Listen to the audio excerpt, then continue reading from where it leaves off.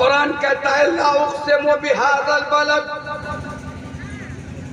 قسم ہے اس شہر یعنی مکہ کی. کہو سبحان اللہ. سبحان اللہ. اللہ تعالیٰ نے قسم فرمائی شہر مکہ کی. مکہ آپ بھی جانتے ہو، توجہ ہے نا بھائی.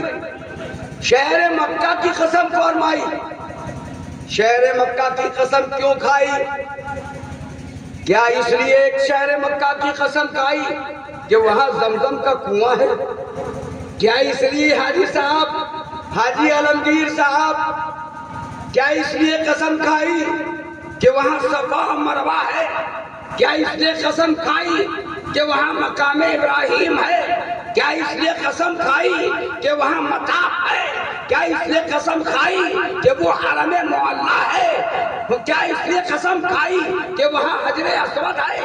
کیا اس لیے قسم کھائی کہ وہاں میزاب رحمت ہے؟ قرآن کہے گا نہیں، قسم اس لیے نہیں کھائی کہ وہاں آب زمزم کا کنواں ہے. قسم اس لیے نہیں کھائی کہ صفا مروہ پہاڑی ہے. قسم اس لیے نہیں کھائی کہ وہاں حجر اسود ہے. قسم اس لیے نہیں کھائی کہ وہ مقام ابراہیم ہے. وَأَنْتُ حِلٌّ بِهَٰذَا الْبَلَدِ، اے نبی قسم اس لیے کھائی کہ آپ مکہ میں رہتے ہیں. سبحان اللہ. سبحان اللہ. نعرہ تکبیر، نعرہ رسالت، حضور مقبول اولیاء، نعرہ تکبیر، نعرہ رسالت. قسم کس لیے کھائی کہ مصطفیٰ مکہ میں رہتے ہیں. مکہ کو مصطفیٰ سے نسبت ہو گئی. مکہ کو مصطفیٰ سے نسبت ہوئی. جب تک مصطفیٰ مکہ میں رہے مکہ فضیلت والا رہا. مصطفیٰ مدینہ چلے گئے، مدینہ فضیلت والا ہوا. بہت خوب. سبحان اللہ. قسم خدا کی حدیثوں میں آتا ہے. جو میں باتیں بتانے والا ہوں اس میں دیوبندی کا بھی اتفاق ہے، وہابی کا بھی اتفاق ہے، غیر مقلد کا اتفاق ہے، سارے فرقے باطلہ کا بھی اتفاق ہے کہ مصطفیٰ کے جسم اقدس سے جو مٹی لگی ہے وہ کعبہ سے افضل ہے، کعبہ کے خلاف سے افضل ہے، وہ حجر اسود سے افضل ہے، وہ صفا مروہ سے افضل ہے، وہ عرش اعظم سے افضل ہے، کرسی نو سے افضل ہے. اللہ. سبحان اللہ. بہت خوب. وہ مٹی جو مصطفیٰ کے جسم سے لگی. کیوں؟ مٹی تو یہ بھی ہے. تو پروفیسر عبدالرؤوف آصفی کہیں گے، دیکھو یہ کہیں گے پروفیسر صاحب کہ حضور والا مٹی تو یہ بھی ہے، مٹی تو مدینہ میں بھی گلیوں میں ہے، مکہ کی گلیوں میں بھی ہے، جنت المعلا میں بھی ہے، جنت البقیع میں بھی ہے. وہ مٹی افضل کیوں نہیں؟ تو بندہ کہے گا ارے نسبت سے شے ممتاز ہو جاتی ہے. ہائے ہائے ہائے. بے شک. سبحان اللہ. مصطفیٰ کے جسم سے جو مٹی لگی، مصطفیٰ کی نسبت ملی. جسے مصطفیٰ کی نسبت مل جائے اللہ کے بعد وہ مقام والا ہو جاتا ہے. بہت خوب. سبحان اللہ.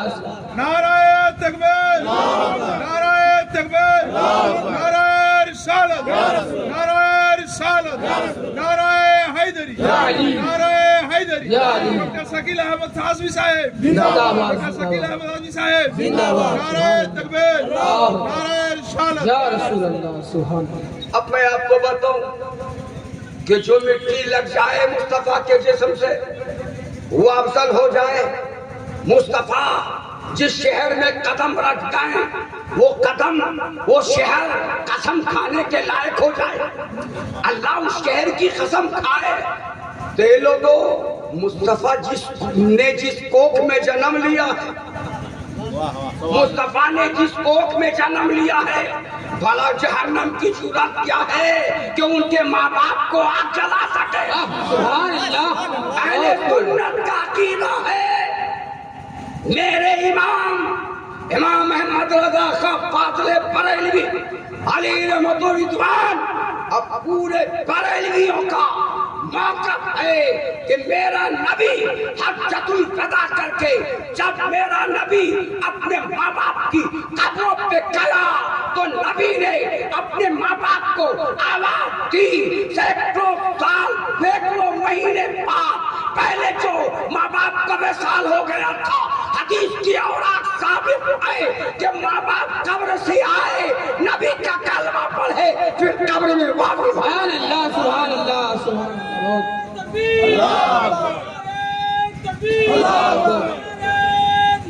یا رسول اللہ یا رسول اللہ نہیں چھوڑیں نہیں چھوڑیں.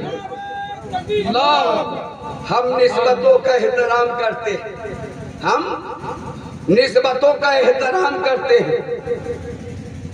اب آئیے تھوڑی دیر بخاری اور مسلم کی طرف چلتے. امام بخاری نقل کرتے، بڑی تیزی کے ساتھ 3 حدیث پیش کروں گا.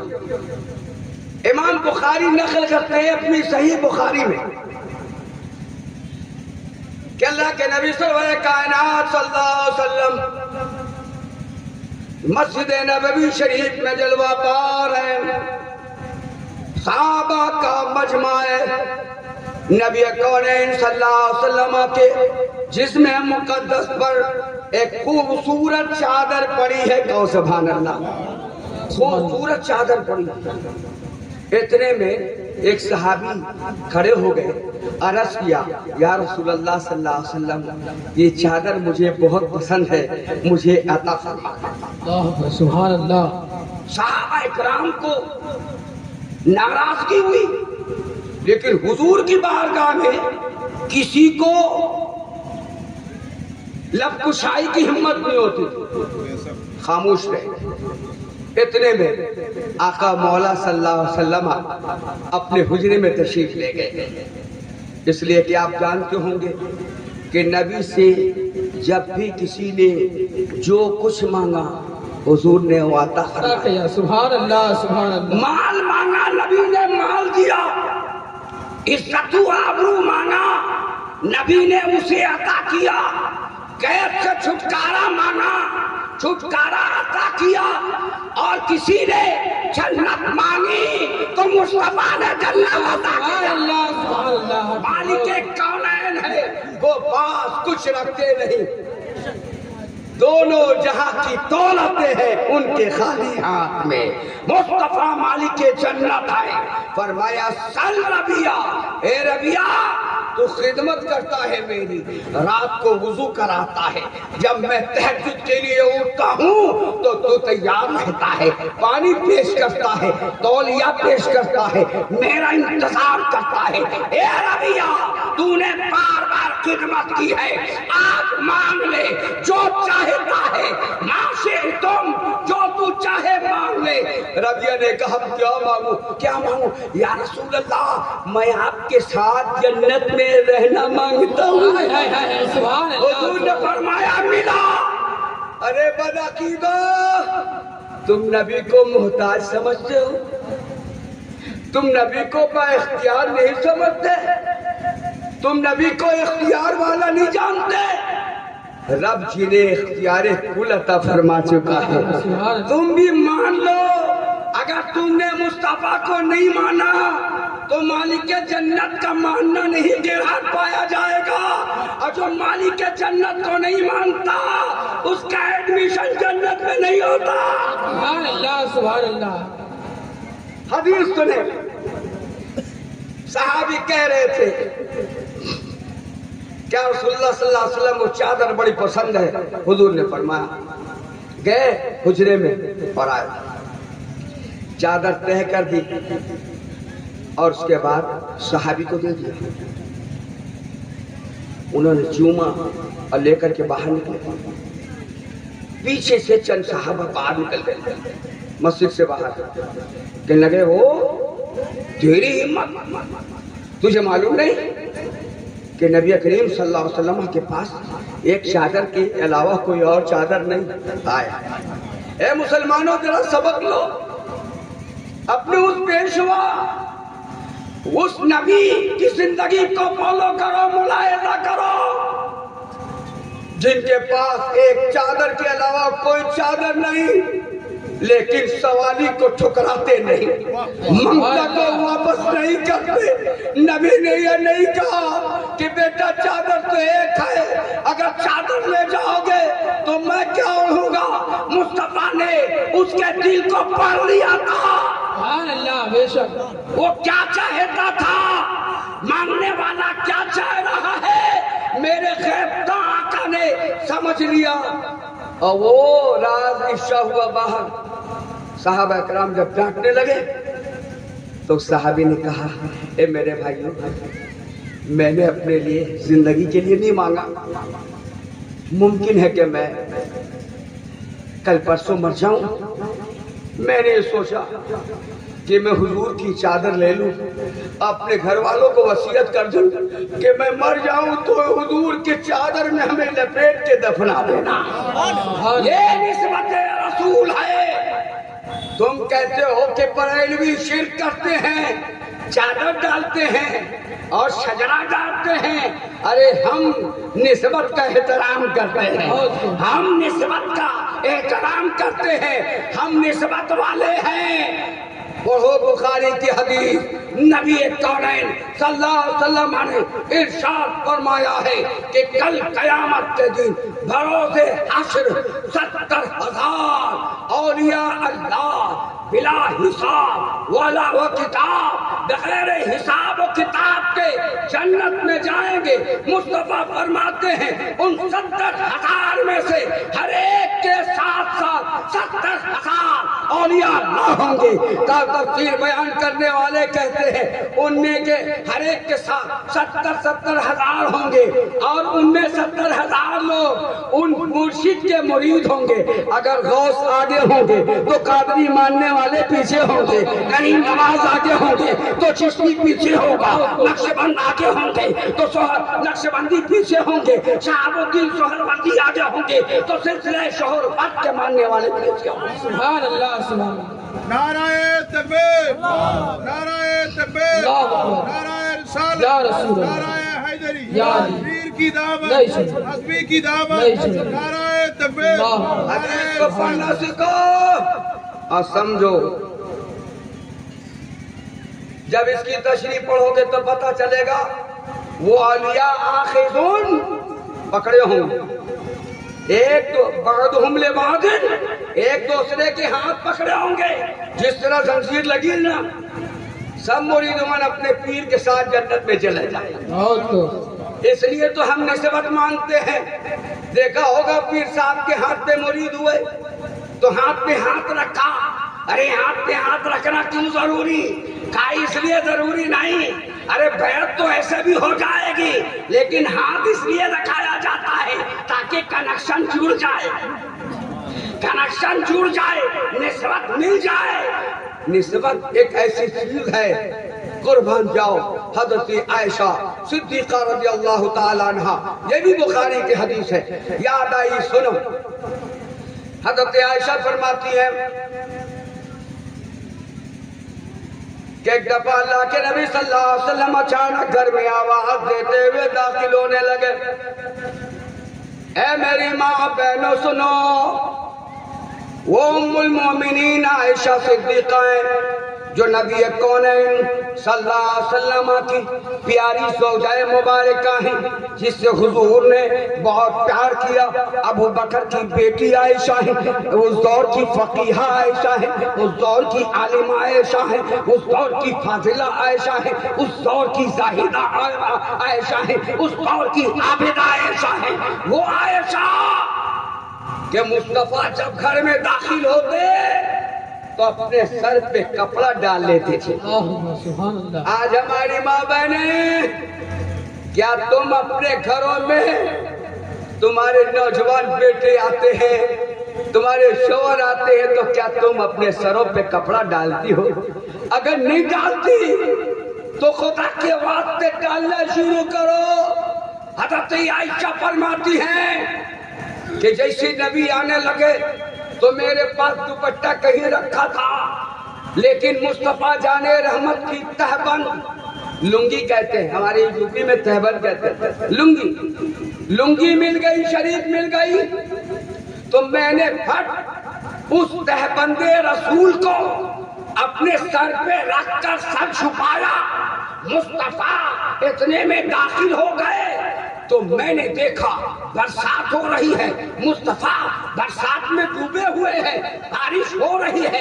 आयशा फरमाती है मैं करीब गई नबी कौनैन के, जिसने अक़स को छूना शुरू किया, देखा कपड़ा सूखा है, अमामा सूखा है, आपका जुब्बे मुबारक सूखा है। आयशा कहती है या रसूल अल्लाह सल्लल्लाहु तआला अलैहि वसल्लम, अभी तो मेरी निगाह देख रही है कि बरसात हो रही है, फिर भी आपका कपड़ा सूखा क्यों? सुभान अल्लाह। हुजूर ने फरमाया आयशा ये तहबंद सर से थोड़ा खिसकाना, तो जब तहबंद सर से खिसकाया ना तब एहसास हो गया कि ये बारिश नहीं थी। कहा या रसूलल्लाह क्या थी? कहा जब तूने मेरा तहबंद अपने सर पे रखा ना तो अल्लाह ताला ने तेरी निगाह से हिजाबात को दूर कर दिया, पर्दे हटा दिए, और रहमतों और अनवार की जो बारिश कर रही थी वो तू अपनी निगाह से देखने लगी। सुभान अल्लाह। ये निस्बत रसूल है, सुन लो ए लोगों, नबी से निस्बत छोड़ो, नबी की निस्बत का ख्याल रखो। अगर निस्बत का ख्याल रखा तो यही तुम्हें जन्नत में ले जाने का जरिया बनेगी। अगर निस्बत तोड़ी तो न तुम दुनिया के रहोगे न आखिरत के रहोगे, ठिकाना जहन्नम में होगा। लगते हुए तीसरी हदीस पाक भी मुलाहिजा कर लो।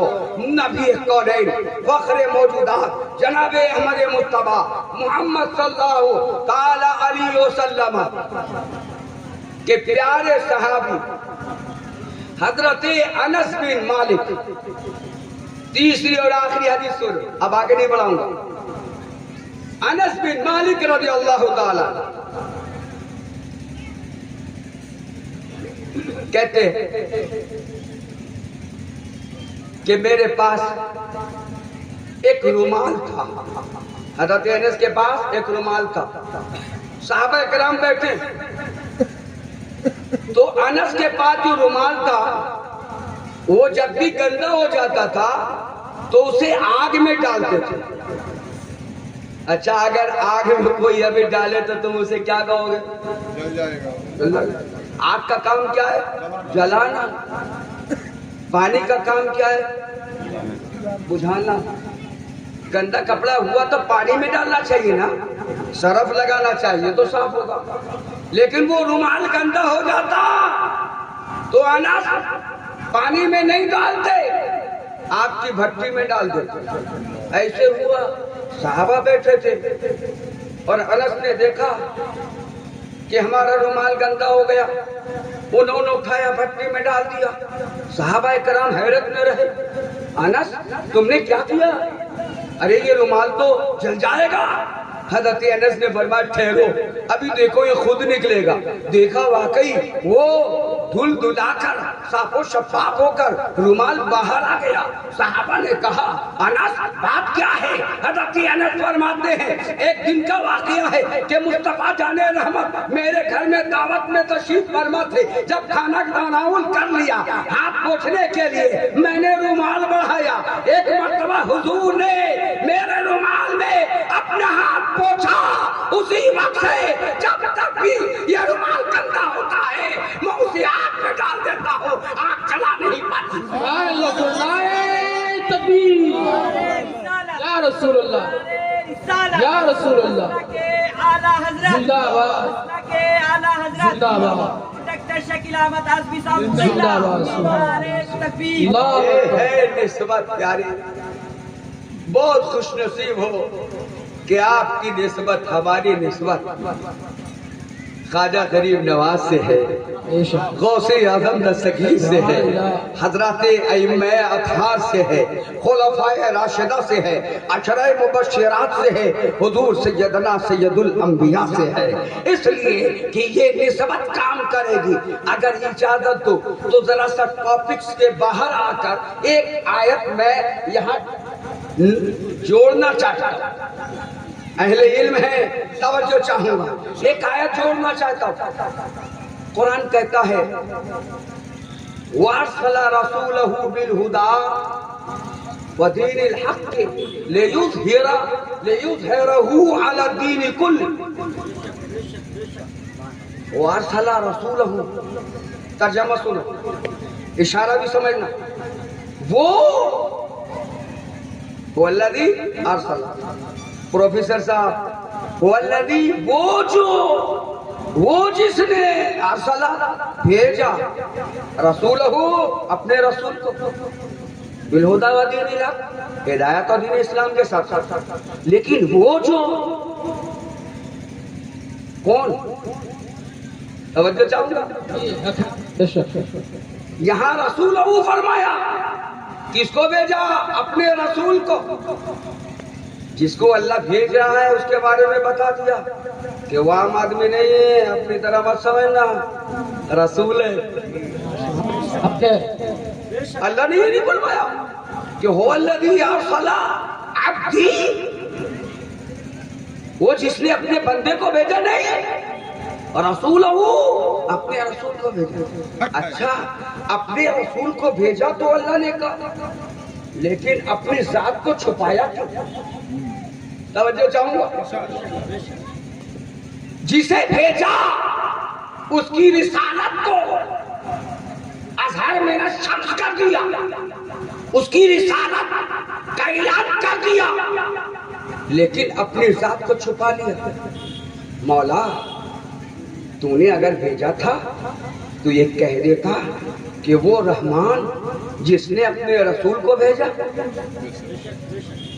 وہ قیوم جس نے اپنے رسول کو بھیجا، وہ اللہ جس نے اپنے رسول کو بھیجا۔ مولایا، تو نے اپنے رسول کو بھیجا، رسول کو تو ظاہر کیا لیکن اپنے نام کو ظاہر نہیں کیا، کیوں؟ تو اشارہ ملا، ارے نادان، کن تو کنزم مخفیہ، میں تو مخفی خزانہ، میں چھپا وہ خزانہ۔ اگر میں کہوں کہ میں اللہ انی انا اللہ، تو کون مانے گا؟ سمجھے؟ کون مانے گا؟ اس لیے قل هو اللہ احد، اللہ فرماتا ہے نبی کو بھیجا، قل، اے نبی فرما، هو اللہ احد، وہ اللہ ایک ہے، وہ اللہ ایک ہے۔ اللہ خود نہیں کہتا میں ایک ہوں، اللہ خود نہیں کہتا میں ایک ہوں، اللہ نے کہا مصطفیٰ تم کہو میں ایک ہوں۔ مولا ایسا کیوں؟ کہا مصطفیٰ ضرور مکہ کی وادی میں انکار کریں گے لوگ، کہیں گے ایک خدا کو مان لے، 300 خداؤں کی جگہ ہم لات و عزا کی جگہ ایک خدا کو مان لے تو مصطفیٰ ہوشیار ہو جانا، اس لیے تمہیں بتانا ہے، تم گواہ ہو جانا اور بتا دینا، میں نے ماتھے کی آنکھوں سے سبحان الذی اسریٰ بعبدہ لیلا من المسجد الحرام کی تفسیر کرتے ہوئے بتا دینا مصطفیٰ کہ گواہ میں ہوں، میں نے اپنے آنکھوں سے خدا کو دیکھا ہے۔ سبحان اللہ، سبحان اللہ، بے شک۔ اب سن لو دوسرا پوائنٹ، سنو اسی آیت میں کہ آج بہت ساری قومیں گمراہ ہو گئی۔ عقیدہ اکثر لوگوں کا، مجوسیوں کا کیا عقیدہ؟ مجوسی جانتے ہیں؟ آگ کی پوجا، آگ کی پوجا کرتے ہیں۔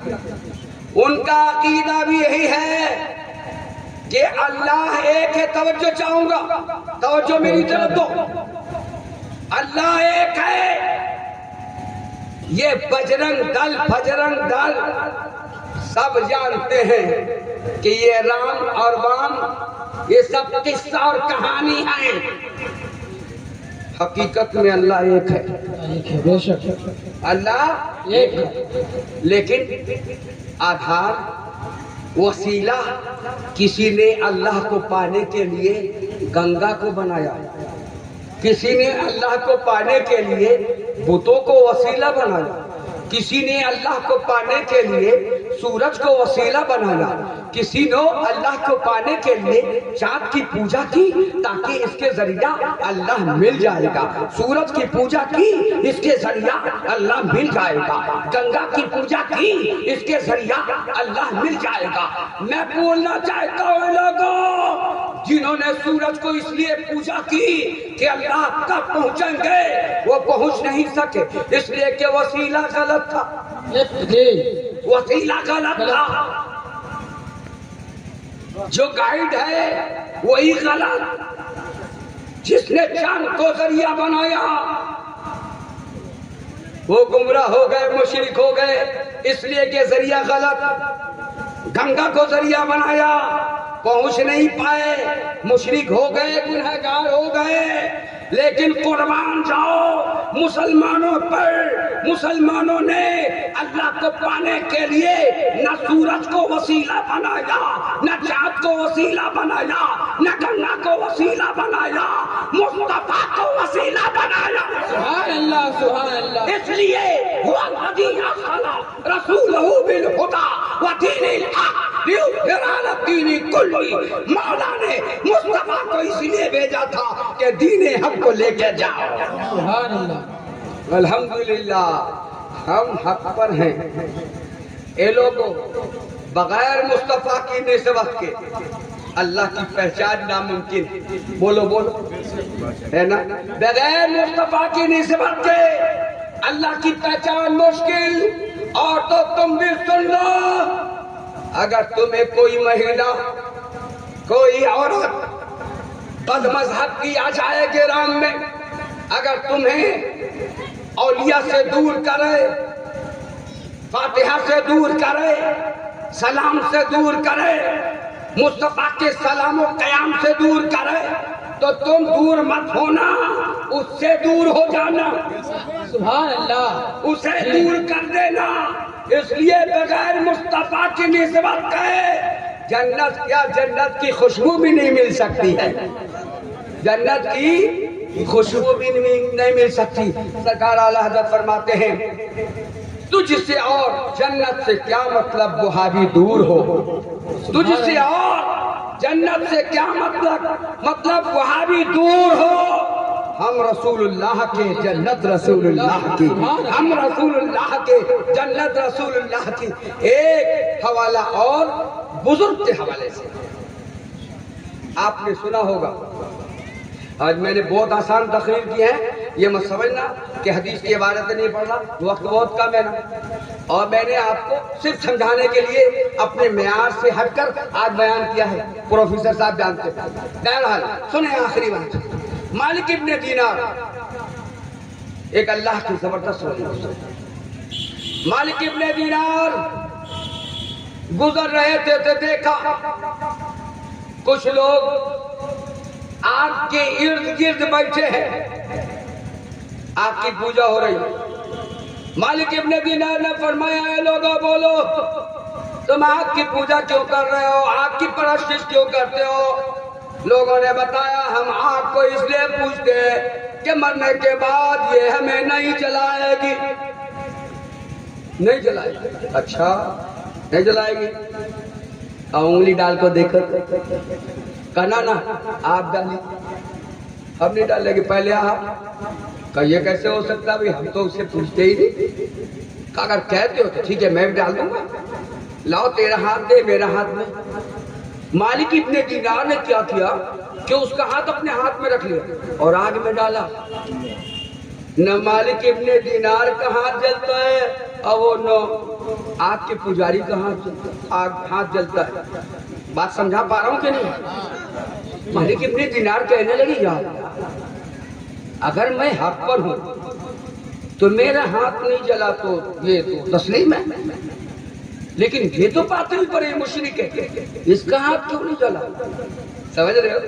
اس کا ہاتھ کیوں نہیں جلا؟ نسبت کو خیال رکھنا، اس کا ہاتھ کیوں نہیں جلا؟ آواز آئی مالک ابن دینار اس کا ہاتھ تو جلے گا لیکن میں تیرے ہاتھ کی لاج رکھ رہا ہوں، سبحان اللہ۔ میں تیرے ہاتھ کی لاج رکھ رہا ہوں، تیرے ہاتھ سے اس کی نسبت ہو گئی ہے۔ جب ایک ولی کے ہاتھ سے کافر کی نسبت ہو جائے تو آگ نہیں جلا سکتی، تو بول جو ہم اولیاء اللہ سے نسبت رکھے، صحابہ سے نسبت رکھے، شورا سے نسبت رکھے، اہل بیت سے نسبت رکھے، خلفائے راشد سے نسبت رکھے، رسول اللہ سے نسبت رکھے، تو بھلا آگ کی کیا مجال کہ وہ ہمیں جلائے گا؟ اللہ اکبر، سبحان اللہ سبحان اللہ۔ اے لوگوں، حضور علی مقام صلی اللہ، آخری بات آپ نے بڑی مشہور بات پیش کر رہا ہوں جو آپ نے سن رکھی، لیکن جو کوشا ہے نقطہ نہ وہ سن، لطیف نقطہ۔ آپ نے سنا ہوگا امام حضرات بیان کرتے ہیں بقرعید کے موقع آئے گا، مہینہ آئے گا تو بیان کریں گے حضرت ابراہیم علیہ السلام پہ بڑا ظلم ہوا، بڑا ظلم ہوا، بڑا ظلم ہوا۔ کیا ظلم ہوا؟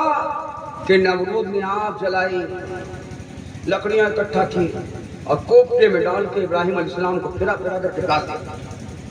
پھر بتاتے علماء جبریل آئے، کہنے لگے کوئی حاجت ہے؟ کہنے لگے نہیں، میں تمہیں کیا بتاؤں، میرا رب تو جانتا ہے حال کو۔ سبحان اللہ۔ خلاصہ یہ کہ حضرت ابراہیم کو نمرود کی آگ جلا نہ سکی۔ کیوں جلا نہیں سکی؟ اپنی بات نہیں بیان کروں گا، علامہ راضی کی تفسیر بیان کروں گا، علامہ اسماعیل حقی کی تفسیر بیان کروں گا، علامہ نصفی کی تفسیر بیان کروں گا، اسے تفسیر شکیلی میں بھی نقل کیا ہے۔ علامہ راضی فرماتے ہیں کہ حضرت ابراہیم علیہ السلام کو نمرود کی آگ نے اس لیے نہیں جلایا کہ ان کے پشت میں مصطفیٰ جان رحمت کا نور تھا۔ اللہ اکبر، سبحان اللہ۔ تو مصطفیٰ کا نور جس کے چل پہ ہو ہم نمرود کی آگ نہیں جلا سکتی، تو پتا مصطفیٰ جس کے شکم میں ہو بلکہ آگ کیسے جلا سکتی ہے؟ سبحان اللہ سبحان اللہ۔ بہت ہمارا عقیدہ ہے ہمارا نبی جن جن نطفوں سے آئے، جن جن نسلوں سے آئے، جن جن رحموں سے آئے، ہر وہ رحم، ہر وہ اسلام، ہر وہ ریڑھ ہیں، سب کی سب شرک سے پاک۔ سبحان اللہ۔ نسبت رسول کا خیال رکھو، عبادات جتنی ہے سب نسبت رکھو۔ آج لمبی بات نہیں ہوگی، کل آپ نے بات سن لی۔ اے کہاں جا رہے ہیں؟ بیٹھ جاؤ۔ آج آپ نے صبح کے بارے میں سنا ہوگا، خوشخبری، اس لیے بتانا ضروری ہے کہ آپ سمجھیں گے کہ ہر سال تو پیر صاحب بولتے ہیں۔ میں نہیں کہتا بھائی یہ بیچارہ ماسٹر جو ہمارا یہ بھی سمجھا دیتا ہے، نہ حضور نہیں، حضور عید کے بعد کر لیں گے مدرسہ، ابھی اکیلا پڑ جاتا ہوں، کیا کرے ہے نا؟ ہر سال بات ہوتی ہے کہ عید کے بعد مدرسہ چلے گا۔ بہرحال اب کی پورا علاقہ وہ ممبر گٹھن ہوا، کمیٹی گٹھن ہوئی، صرف صدر سیکریٹری اور کیشیئر کا اعلان نہیں ہوا، ممبر ہو گئے۔ کتنے ممبر ہوئے؟ 41 ممبر ہوئے۔ میں کہوں گا کہ ماسٹر منارول بابو سے کہ جلدی سے نام سنا رہے ہاں، سب کی موجودگی میں ممبر گٹھن ہوا۔ اس کو آپ دماغ میں رکھ لو کتنے لوگ ممبر ہیں، جلدی جلدی سنا دو۔ مرزا ہمایوں کبیر، غلام نبی خان، محمد ظہیر الدین حسین،